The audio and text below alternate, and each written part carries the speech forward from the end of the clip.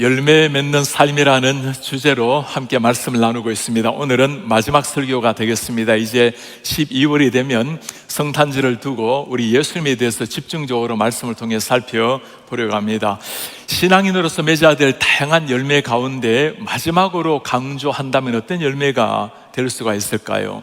우리 삶에 하나님이 가장 원하시고 기대하시는 그 열매, 우리의 삶을 통해서 예수께서 살아나오시는 하나님의 사랑, 하나님의 그 성품, 하나님의 마음이 그대로 나타나는 삶이 될 것입니다. 우리가 믿음이 참 좋습니다, 신앙이 좋습니다라고 말할 때 무엇으로 말할 수가 있을까요? 교회에 헌신하고 열심을 내고 성경을 잘 알고 다 귀한 일입니다. 정말 신앙이 좋다라는 것은 우리 속에 오신 예수 그리스도가 나를 통해서 나타나시는 삶, 우리의 생각, 가치관이 하나님이 기대하시는 삶을 살아내는, 하나님이 원하시는 삶의 체계가 이루어진 사람, 우리의 말과 생각, 행동이 하나님의 뜻을 이루기 위해서 살아내는 삶, 한마디로 예수를 살아내는 삶이라고 말할 수 있을 겁니다. 우리가 오늘 읽은 에베소서 4장에는 이런 사람을 두고 온전한 그리스도인, 온전한 사람, 성숙한 그리스도인, mature Christian이라고 표현을 하고 있습니다. 오늘 말씀에서 예수님을 닮은 성숙한 신자의 삶이 어떤 것인지 함께 나누어 보려고 합니다. 에베소서 말씀은 대부분의 바울 스신이 글하듯이 두 가지 내용으로 나뉘어져 있습니다. 1장에서 3장 말씀, 그리고 4장에서 6장 말씀으로 구분이 되어 있습니다. 1장에서 3장 말씀은 하나님께서 예수 그리스도 안에서 우리를 어떻게 구원하시고 예수 안에서 주님의 몸을 이룬 공동체로 하나를 이루는 연합을 이야기하고 있습니다. 4장부터 6장까지는 이제 그리스도 안에서 변화를 받았다면, 구원을 받았다면 그러므로 어떻게 살라라는 삶의 구체적인 윤리를 말씀을 해주고 있습니다. 오늘 그 부분에 4장이 시작되는 말씀입니다. 우리에게 주님이 기대하는 삶이 뭘까요?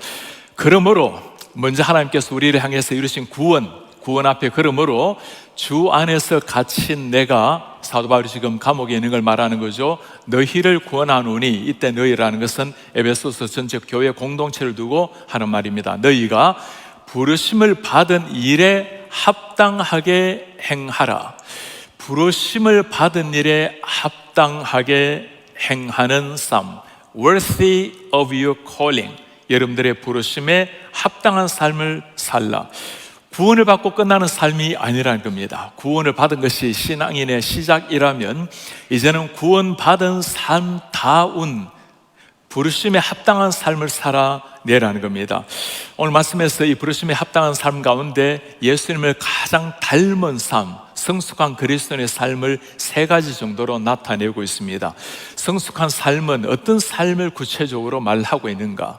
성숙한 삶이 나아가야 될 목표, 방향은 어디까지인가? 그리고 성숙한 삶이 삶 속에서 표출될 때는 구체적으로 어떤 삶을 통해서 나타나고 있는가?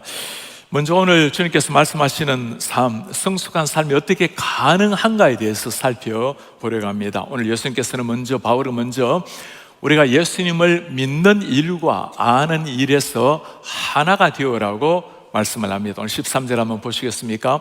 우리가 다 하나님의 아들을 믿는 것과 아는 일에 하나가 되라. 그리고 온전한 사람을 이루어라. 그리스도의 장성한 분량이 충만한 데까지 이르리니. 오늘 이 말씀을 먼저 해석을 정확하게 해야 될 필요가 있습니다. 하나님의 아들을 믿는 것과 아는 일에 하나가 되면 온전한 사람을 이룬다고 했는데, 우리말로 그냥 읽어보면 하나님의 아들을 믿는 것과 아는 일에 일치가 돼야 된다. 그래서 믿는 것과 아는 것이 하나가 돼야 된다, 이렇게 해석을 하는 경우도 있는데 원문을 살펴보면 그러지는 않습니다. 이 의미는 영어를 보시면 until 우리 공동체, 교회 공동체가 all attain to the unity of the faith, 우리 교회 공동체가 신앙과 하나님의 아들을 신앙하는 것과 믿는 일의 유니티를 이루어야 된다. 그러니 교회 공동체가 믿고 아는 것이 하나가 아니라 믿고 아는 일에 우리 모든 성도님들이 하나 일치를 보여야 된다라는 말씀입니다. 여기서 우리는 하나님의 교회가 무엇인지를 잘 보여주고 있습니다. 믿는 하나님의 백성들이 믿음과 하나님을 아는 지식 안에서 하나됨을 이루는 것, 일체를 이루는 것. 오늘 읽었던 에베소서 말씀을 보면 1장부터 시작해서 이 하나됨, 일치를 많이 강조를 하고 있습니다. 특별히 우리가 읽은 이 4장에 보면 그리스도 안에서 변화된 사람, 하나님 앞에 구원으로 부름받은 사람은 어떤 일치를 보여야 되는가, 처음부터 제일 강조하는 게 일치에 대한 이야기입니다. 4장 3절 보시면 평안에 매는 줄로 성령이 하나 되게 하는 것을 힘써 지키라. 그러니까 성령이 하나이듯이 교회 공동체가 하나 돼야 된단 말입니다. 몸도 하나, 성령도 하나, 너희가 부르심의 한 소망 안에서 부르심을 받았다. 그러니까 성령이 우리를 부르신 것처럼 한 성령으로 한 주님으로 구원을 받았기에 온 공동체가 주님을 아는 일과 믿는 일에 하나의 거룩한 연합을 이루는 것, 그게 진짜 mature, 성숙한 그리스도인이라는 말입니다. 오늘 말씀에서 중요한 것이 한 가지가 있는데, 그리스도인의 성숙함을 이야기할 때 개인의 영역을 이야기할 뿐만 아니라 이 개인의 영역을 넘어서 공동체 영성을 이야기를 한다라는 말씀입니다. 공동체가 주님 앞에서 하나의 모습으로 나아가는 것, 바울 시대뿐만 아니라 오늘날 이 시대에 가장 만연해 있는 사고 두 가지를 말한다면 개인주의라는 말, 인디비주얼리즘, 그리고 컨슈머리즘, 소비자주의라고 말할 수가 있겠죠. 교회를 다니지만 개인주의와 소비자주의에 빠지게 되면 내가 하나님의 공동체를 위해서 어떻게 헌신하고 어떻게 아름다운 공동체를 만들어 갈 것인가를 고민하지 않고 교회가 나를 위해서 무엇을 해줄 것인가, 마치 소비자가 좋은 물품을 찾듯이 어떤 교회가 나에게 더 좋은 것을 제공해 줄 것인가를 묻는 이런 시대가 되어 버렸습니다. 그러나 진정한 성숙한 신앙이라는 것은 내가 교회의 일꾼된 사람으로 교회 연합을 위해서 무엇을 기여할 수 있을까, 내 개인의 신앙을 넘어서 하나님의 몸된 공동체, 에베소서 전체가 그토록 강조하는 주님을 머리로 삼고 우리가 그리스도의 몸된 공동체를 어떻게 거룩한 하나님의 건강 공동체로 세워갈 수 있을까, 그것이 성숙한 그리스도인의 고민이라는 말입니다. 데이비드 플랫이 이 성숙한 그리스도인에 대해서 한 가지 한 말이 있습니다. Individualism in the church, 교회 안에서의 개인주의, individualism은 is a sign of immaturity in the faith, 미성숙한 신앙의 믿음의 증거가 됩니다. 개인주의, 그냥 내 신앙은 알아서 할 테니 놓아두세요, 나는 조용히 예수 믿고 싶어요, 터치하지 말아주세요, 그냥 조용히 교회 왔다 가겠습니다. 인디비즘은 신앙에서의 미성숙의 하나의 사인이다. 교회를 조금 깊이 하는 사람들 중에 이렇게 말하는 사람들이 있죠. 교회에 너무 깊이 관여하다 보면 오히려 상처를 입을 수도 있어요. 물론 그렇게 상처를 입은 분들도 계실 겁니다. 지상에 완벽한 교회란 있을 수는 없지요. 불완전하지만 불완전하게 우리는 조금이라도 내가 기도하고 조금이라도 나 같은 부족한 사람을 통해서도 하나님의 온전한 공동체를 이루어가는 것, 그것이 우리가 교회를 향한 사랑이요 해야 될 자세가 되는 겁니다. 하나님께서는 지상의 교회가 다 불완전하지만 이런 교회를 두고 그리스도의 신부라고 말씀을 하십니다. 하나님의 소중한 신부된 교회를 위해서 기도하고 그 교회 공동체를 위해서 기꺼이 내 자신을 들여서 아름답게 세워가는 것, 그게 진짜 성숙한 mature 크리스찬의 표징이라는 말씀입니다. 믿는 일과 아는 일에 하나를 이루어라. 어떻게 하면 여러 사람이 다양한 신앙의 색채를 가지고 있는데 진정한 하나를 이룰 수가 있을까요? 오늘 말씀에 그 비결이 잘 나타나 있습니다. 예수 그리스도 하나님의 아들을 믿고 예수 그리스도 하나님의 아들을 아는 일에 하나가 되라. 신앙의 색채는 다르게 나타날 수 있지만 그러나 한 가지 확실한 것, 예수님을 알고 예수님을 믿는 그 일에서 하나를 이루게 되면 우리는 성숙한 그리스도인으로서 교회 공동체를 섬길 수가 있다는 겁니다. 신앙생활, 다양한 사람을 하나로 만들어주는 기준점이 예수 그리스도라는 겁니다. 피아노를 조율하다 보면 100대 피아노를 조율하더라도 하나의 기준점을 가지고 각각 다른 백대를 조율해야 서로 다른 백대가 하나의 하모니를 이룰 수 있습니다. 그리스도인도 마찬가지입니다. 다양한 그리스도인이 있지만 서로 맞추려고 해서 연합을 이루는 것이 아니고 100사람, 수많은 사람이 있다 하더라도 예수님을 닮아가다 보면 모두가 똑같은 연합을 이룰 수가 있다는 겁니다. 결혼하는 형제 자매에게 늘 제가 하는 부탁입니다. 서로를 맞추려고 하지 마세요. 맞춰봐야 우리는 죄인일 뿐입니다. 우리가 맞춰야 될 것은 예수 그리스도고, 주님을 맞춰 가다 보면 진짜 주님을 닮아서 하나가 되어갈 수가 있다는 겁니다. 지난주에 우리 온 가족 우리 찬양 축제 했을 때 얼마나 감격스러운지 모르겠습니다. 오늘 우리 에베네셀 찬송을 들으면서 요즘 우리 어르신들이 아닙니다. 그렇죠? 누가 이분들을 어르신이라 하겠습니까? 얼마나 감격스럽게 찬송을 하고 저 힘이 어디에서 나오는지 우리 박수로 격려 한번 했으면 좋겠습니다. 너무너무 영광스러운 찬양이었어요. 오늘 에베네셀의 아름다운 찬양, 그리고 지난 우리 온가족 찬양할 때 특별하게 우리 성도님들이 정말 우레 같은 박수를 보낸 분들이 계세요. 누구셨죠?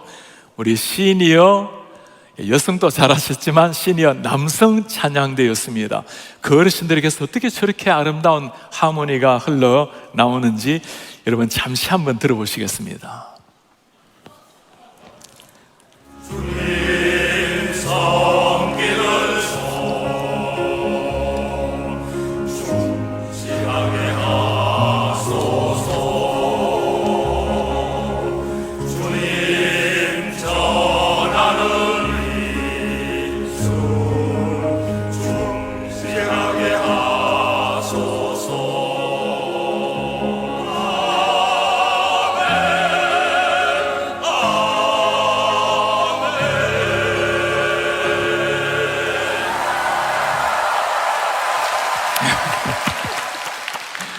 와, 지금부터 정말 기립으로 이렇게 박수 치고 싶은 그런 심정인데, 저 어르신들이 저렇게 아름다운 하모니를 하나로 이룰 수 있는 것은 내 목소리가 아니라 한 지휘자를 향해서 한 마음으로 하나님의 영광을 찬양하고자 할 때 머리는 희시지만 그 가슴을 통해서 이 떨리는 목소리지만 그 심장을 통해서 흘러나오는 고백, 그때 완전한 하나의 하모니를 이룰 수가 있는 겁니다. 손흥민 선수가 늘 강조하는 것이 하나 있어요. 진정한 축구 선수는 골을 많이 넣는 사람이 아니고 팀을 승리로 이끄는 선수다. 그렇죠, 그죠? 개인이 뛰어난 것은 중요하지만 더 중요한 것은 팀이 승리하는 겁니다. 왜 이렇게 하나됨이 그렇게도 중요할까요? 왜 바울이 변화받은 삶을 이야기하면서 진정한 그리스도인의 삶을 이야기하면서 하나 되는 것이, 일치를 이루는 것이 진짜 성숙한 신앙인이라고 그렇게 말을 하고 있을까요? 예수님께서 세상을 떠나시기 전에 제자들을 위해서 하신 기도가 있습니다. 얼마나 많은 기도가 필요했겠습니까? 가장 중요한 기도를, 하나됨을 가지고 길게 기도를 하세요. 요한복음 17장에 아버지께서 내 안에, 내가 아버지 안에 있는 것 같이 그들도 다 하나가 되어 우리 안에 있게 하소서. 세상으로 아버지께서 나를 보내신 것을 믿게 하소서. 우리가 하나 되면 세상이 나를 안다는 겁니다. 내게 주신 영광을 내가 그들에게 주었사오니 이는 우리가 하나가 된 것 같이 예수 그리스도 삼일체가 하나인 것처럼 그들도 각각 다른 제자들이지만 나를 믿는 믿음 안에서 하나가 되게 하려 함이니이다. 죄라는 것은 내 자신을 강조합니다. 내 생각, 내 기질, 내 전통, 내 사고, 내 신앙 색깔, 그것이 인간에게 주어진 죄성이에요. 신앙이라는 것은 나라는 자체가 없는 겁니다. 새로운 나가 형성이 된 거예요. 예수께서 우리 속에 오셨다는 것은 내 정과 욕을 십자가에 못 박고 새로운 내가 형성이 된 사람입니다. 성령으로 말미암아 새롭게 만들어져 있는 사람, 성령으로 말미암아, 성경으로 말미암아 새롭게 형성된 인격, 그를 두고 우리는 성숙한 진정한 크리스찬이라고 말을 하는 거죠. 오늘 예수님께서 제자들 향해서 그토록 간절하게 죽음을 앞두고 하셨던 기도가 그리스도 안에서 온전한 하나됨을 이루는 걸 말합니다. 우리 교회에서는 예배할 때마다 사도신경을 함께 암송을 하죠. 암송이 아니라 우리의 신앙의 고백입니다. 가장 중요한 신앙 고백 일치가 여기에 들어가 있어요. 천지를 창조하신 창조주 하나님, 우리 위해서 십자가 지시고 부활하신 성자 하나님, 우리를 살리시고 매 순간 함께 하시는 성령 하나님, 똑같은 하나님, 조금 신앙의 성향이 다르다 하더라도 근본적인 신앙을 가지고 하나로 연합하는 것. 주님 가르친 기도도 마찬가지입니다. 하늘에 계신 우리 아버지, 우리 아버지죠. 나의 아버지가 아니라 개인적인 아버지, 물론 구원적인 영역에서 맞습니다. 그러나 교회 공동체 속에서는 우리의 하나님을 함께 믿고 한 공동체로 나아가라는 말씀입니다. 제가 담임 목사님으로 부임하는 우리 목회자들에게 마지막에 가장 중요한 것 한 가지 마지막에 강조하는 것이 있습니다. 가셔서 행복하게 즐겁게 성도들을 위한 목자로 다 이야기하지만 마지막 하나, 목사님 이 얘기를 꼭 듣고 싶습니다. 목사님에 가셔서 교회가 잘 성장하고 좋은 일을 많이 행하고 다 좋아요. 그러나 제가 정말 듣고 싶은 마지막 한마디는, 목사님이 우리 지역에 오셔서 우리 지역 목회자들이 너무너무 좋아졌습니다. 지역 교회가 힘을 얻게 되었습니다. 목사님의 존재가 지역의 목회자들을 세우고 목사님의 교회가 지역 교회를 세워서 지역의 복음률을 높이는 것, 그게 한 교회 목사가 아니라 하나님 나라에 속한 목회자의 삶이고 그것이 하나님 앞에 써야 될 교회의 사명입니다. 그렇습니다. 진정한 성숙한 신앙이라는 것은 개인의 영역을 넘어서 공동체를 이롭게 하고 하나님의 그러한 교회들을 세워나가는 것. 우리에게 나로 말미암아 누군가가 세움을 입는지 물어보시기 바랍니다. 나의 존재가 우리 교회의 공동체 연합을 정말 세우고 있는 사람으로 역할을 하고 있는가? 우리 교회의 진정한 의미가 어디에 있을까요? 한 교회로서 잘 성장하는 것은 참 기분 좋고 좋은 일입니다. 그러나 진정한 성경적 하나님 원하시는 교회는 KCC로 말미암아 이 지역에 있는 목회자들이 힘을 얻고 지역교회가 함께 일어나는 겁니다. 그래서 워싱턴에 있는 복음률을 더 높이도록 기여하는 것, 공동체를 세워내는 것, 그것이 정말 하나님의 교회가 추구해야 될 목표요, 더 센터의 진정한 사명이 거기에 있는 겁니다. 그렇다면 성숙함이 추구하는 목표, 어느 정도까지 우리가 성숙해서 나아가야 할까요? 오늘 13절에 주님이 말씀합니다. 이때 우리는 역시 하나님의 교회를 말합니다. 다 하나님의 아들 믿는 것, 아는 일 하나가 되어 온전한 사람을 이루어 어떤 정도까지입니까? 그리스도의 장성한 분량이 충만한 데까지 이르라. 온전한 사람이 된다라는 것, 성숙한 사람이 된다라는 것은 그리스도의 장성한 분량이 충만한 데까지 이르라. 이때 장성한이라는 저 헬라어 단어는 헬리키아스라는 단어를 사용합니다. 이 헬리키아스라는 단어가 본래 의미는 성숙함이란 말이에요. 예수 그리스도의 온전한 그 mature 성숙함까지 너희들이 나아가라. 그리스도인의 삶이 주님을 닮아 주님 성숙함까지 나아가라는 말씀. 우리 그리스도인이 추구하는 것은 개인의 어떤 신비한 체험이나 경건의 영역, 어떤 구도자의 삶이 아닙니다. 우리는 명확하게 따라가야 될 삶이 있고 닮아가야 될 그분이 계신 겁니다. 주님을 닮고 주님을 따라가라. 그래야 모든 공동체가 한 모습으로 주님을 닮아갈 수가 있다는 거죠. 오늘 예수를 닮아가는 사람들, 사도 베드로는 좀 더 이것을 구체적으로 말씀을 해놓았습니다. 이로써 그 보배롭고 지극히 큰 약속을 우리에게 주셔서 약속으로 말미암아 너희가 정욕 때문에 세상에 썩어질 것을 피하여 신성한 성품에 참여하는 자가 되게 하려 하셨느니라. 신성한 partakers of the divine nature, 신성한 성품에 참여한 사람. 이걸 세 번역에서는 신성한 성품, divine nature를 표현하기를 하나님의 성품이라고 번역을 했습니다. 그렇습니다. 무슨 말 하고 있을까요? 여러분들이 하나님이 가지고 있는 성품까지 자라나기를 바랍니다. 이 말을 베드로가 하고 있다는 게 정말 놀랍지 않습니까? 예수님을 따라 다녔지만 언제나 자기 세계에 빠졌던 사람, 모든 사람 다 주님을 버릴지라도 나는 절대로 주님을 버리지 않겠습니다. 그렇게 호언장담했던 베드로, 그러나 주님이 십자가 못 박히실 때 벌벌 떨고 도망했던 사람이 베드로였습니다. 그 베드로가 변화를 받고 난 다음에 그 속에도 성령께서 찾아오셔서 그로 하여금 새 사람이 되고 난 다음에 오늘 하는 부탁이에요. 사랑하는 성도님들, 우리가 다 연약하고 죄악 중에 있지만 그러나 하나님의 성품에 참여한 사람으로 그까지 일어나 이루어지기를 바랍니다. 하나님의 성품을 닮은 사람, 어떤 사람을 말할까요? 진정한 성숙한 사람, 교회 공동체를 이롭게 하고 개인적으로 하나님의 그 성품을 닮아가는 사람, 어떤 사람일까요? 마이클 프로스트와 엘린 허시가 쓴 책 중에 세상을 바꾸는 작은 예수들이라는 책이 있습니다. 이 책에서 중요한 공식을 하나 이야기를 하고 있는데, 기독교 마이너스 예수 그리스도, 기독교에서 예수 그리스도를 빼버리고 나면 남는 것이 뭐죠? 종교라는 겁니다. 아무것도 없는 것도 있지만 사실 너무나 경건한 종교인이 남을 수는 있죠. 기독교에서 예수 하나를 빼버리고 나면 종교만이 남을 뿐입니다.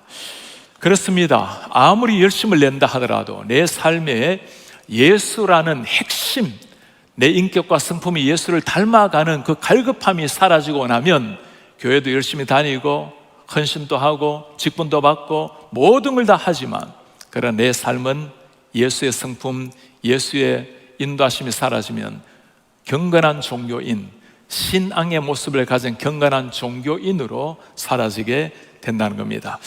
그렇다면 예수를 닮은 구체적인 성숙한 신자의 삶, 어떤 삶을 가리키고 있을까요? 오늘 바울은 14절에서 16절까지 두 가지를 강조를 하고 있습니다. 첫 번째는 유아적인 신앙에서 벗어나서 성숙한 신자가 되라. 두 번째는 우리의 모든 삶에서 사랑 안에서 행하고 말하라.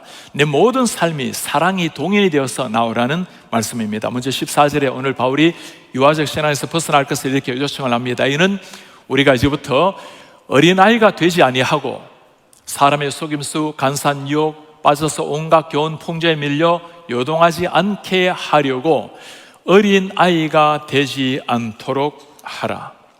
사도 바울은 신약 성경에서 어린아이 이야기를 많이 합니다. 어린아이의 일을 버려라. 특별히 고린도전서 13장을 보면 사랑장애라고 부르고 있죠, 그죠? 그 사랑장애, 어린아이의 일을 굉장히 길게 이야기합니다. 우리가 어릴 때는 어린아이처럼 말하고, 어릴 때는 어린아이처럼 생각하고, 어린아이처럼 했는데 이제는 신앙적으로 장성해서 어린아이의 일을 버려놓으라. 어린아이의 일이 무엇일까요?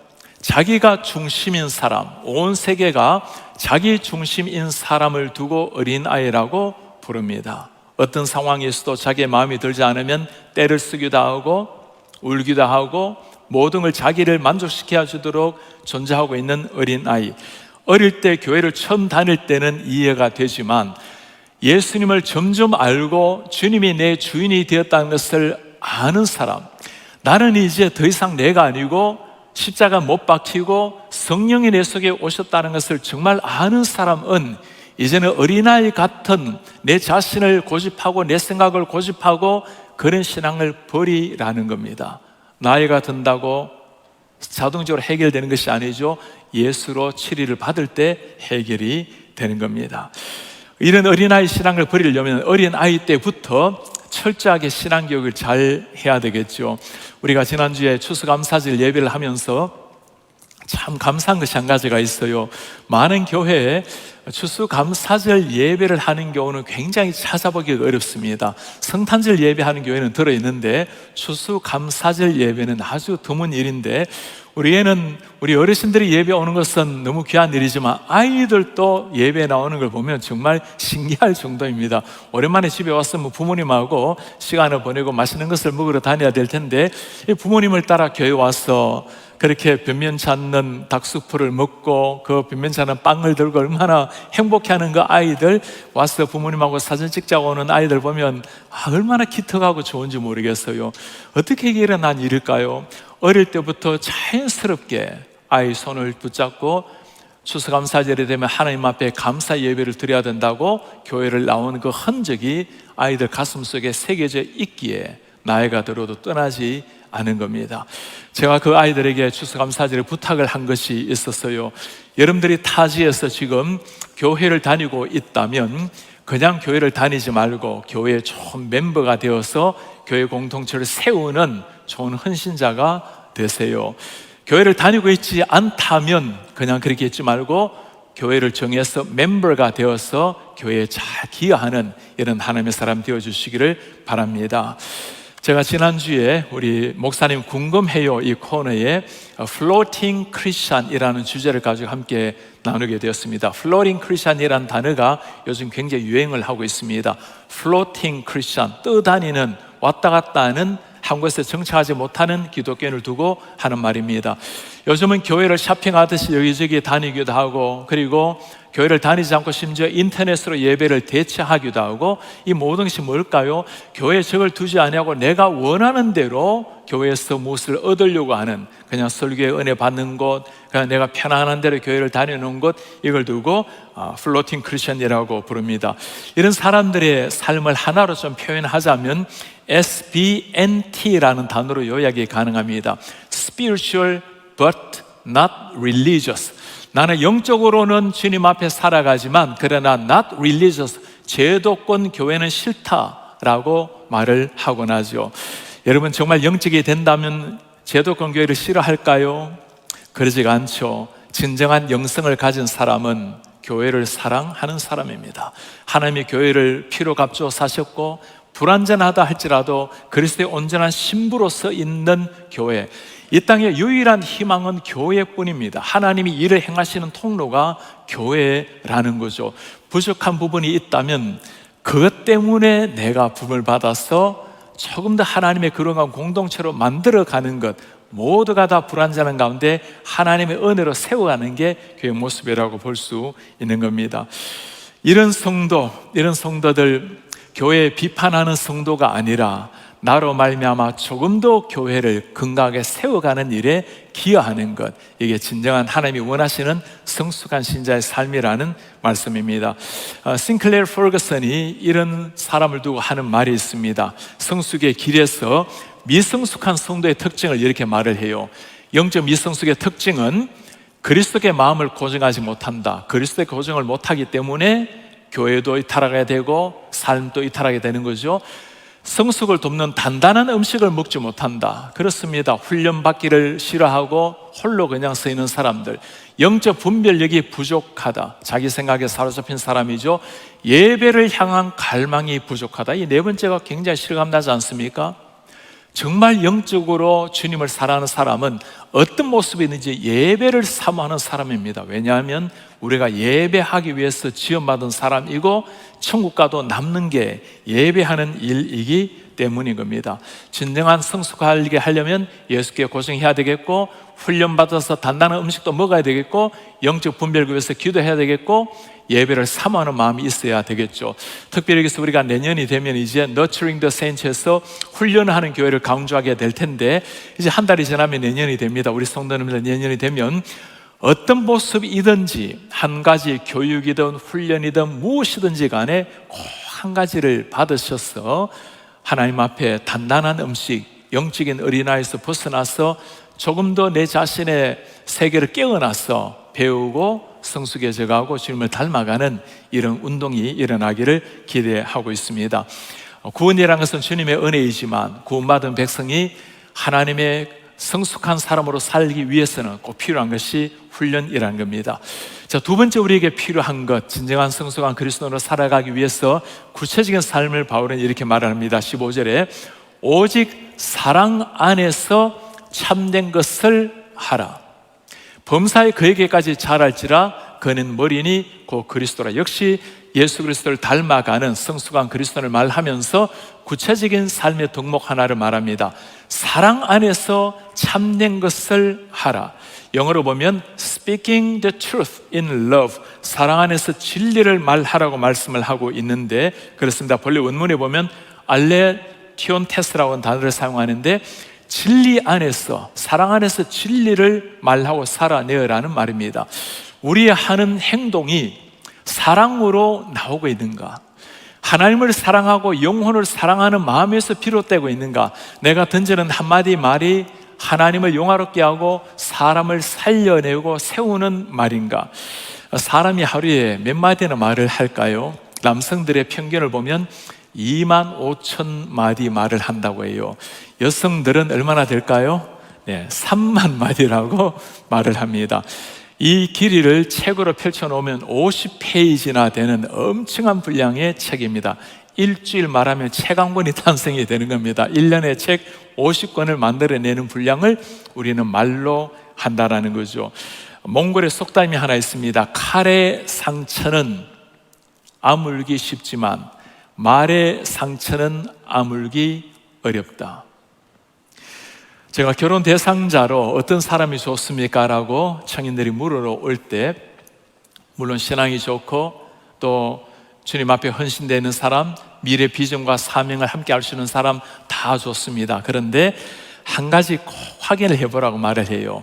언어하는 것, 말하는 습관을 잘 보라고 말합니다. 매사에 부정적인 말, 시니컬한 말, 차가운 말, 그런가 하면 사람을 세우는 말, 공감하는 말, 배려하는 말, 따스한 가슴을 품은 말이 있습니다. 말하는 것을 잘 보시고 따스한 말, 따스한 가슴 있는 사람과 결혼하십시오. 늘 하는 부탁입니다. 우리 성도님들 한번 물어보시기 바랍니다. 내가 하는 말이 참된 사랑 안에서 하는 말인가? 두 가지 물어보시면 됩니다. 하나님이 듣고 계신데 하나님이 내 말을 통해서 영광을 받고 계시는가? 주님이 기뻐하실 말인가?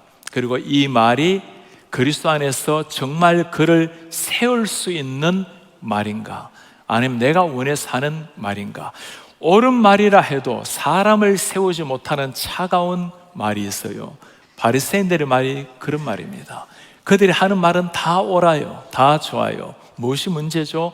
하나님을 사랑하는 마음이 전혀 없는 사람들, 진정으로 하나님 앞에서 사람을 세우려고 하는 마음이 없는 사람들, 사랑 안에서 하는 말이 되지 못하면 교회 공동체를 세울 수가 없다는 겁니다. 오늘 우리는 열매 맺는 삶 시리즈에서 마지막으로 하나님이 정말 바라시는 성숙한 그리스도인의 삶이 무엇인지를 함께 살펴보았습니다. 개인적인 영역에서는 하나님을 깊이 닮아가고 주님의 성품으로 살아가고 내 말 한마디, 행동 하나가 주님의 사랑을 드러내고 있는가? 더 중요한 것 한 가지를 이야기했습니다. 개인의 영역을 넘어서 내 삶이 내 주님을 따라가는 신앙의 체계가 공동체를 함께 아름답게 세워가고 있는가? 그리스도인의 삶이라는 것은 마치 퍼즐 게임을 하는 것이나 마찬가지입니다. 수백 개 때로는 수천 개 퍼즐을 하나하나 다 끼워 넣어서 퍼즐이 완성이 됩니다. 나 하나 정도는 없어도 괜찮지 않을까? 내 하나가 없으면 미미한 자리라도 퍼즐 하나가 없어지는 겁니다. 그 퍼즐이 끼워져야 그리스도인의 공동체는 완성이 되는 겁니다. 하나님의 교회는 우리 한 사람 한 사람을 다 필요로 합니다. 사람을 소중히 여기고 하나님의 사랑으로 대하게 될 때 어떤 일이 일어나게 될까요? 모두가 다 부족하지만 우리는 예수 그리스도를 닮아서 조금 더 온전한 공동체로 세워지게 될 것입니다. 모든 교회가 한 마음으로 공동체를 세우려고 할 때 어떤 일이 일어날까요? 우리 가정을 넘어서 이웃을 돌아보고 형제 자매를 함께 세워가는 교회가 될 것입니다. 교회 울타리를 넘어서 지역을 생각하면 어떤 일이 일어날까요? 워싱턴 지역의 100여 개 한인교회를 함께 잘 세워서 워싱턴이 기독교의 위대한 성령의 바람이 불게 하는 것, 이민교회 3,000개 한인교회를 하나님의 말씀으로 사랑으로 함께 세워가는 것, 그리고 세상 열방의 교회들을 함께 세워가는 것, 그때 우리의 삶은 가장 보람으로 넘칠 것이고 지켜보는 사람들은 그로 말미암아 우리가 하나님께 속했다는 것을 알 것이고 우리 하나님께서는 놀라운 영광을 받으시게 될 것입니다.